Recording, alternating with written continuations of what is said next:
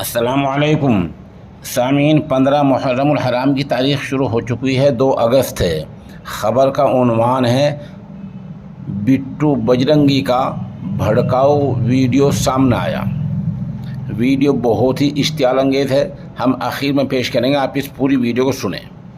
मोनू मानेसर के बाद अब बिट्टू बजरंगी का हरियाणा के नूह में फसाद के ताल्लुक़ से इश्तियाल अंगेज़ वीडियो वायरल हो रहा है। इसमें बिट्टू बजरंगी लोकेशन बताकर मेवात नूह जाने की बात कह रहा है।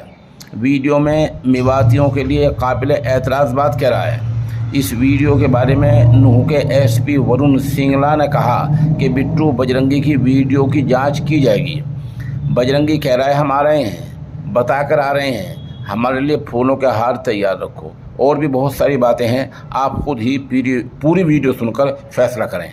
ये बताया नहीं और ये बोलेंगे कि बताया नहीं कि हम ससुराल आए और मुलाकात नहीं हुई, तो इसलिए हम पूरी लोकेशन देंगे। अभी हम पाली हैं और निकलेंगे धौस से ही। फूल माला तैयार रखना।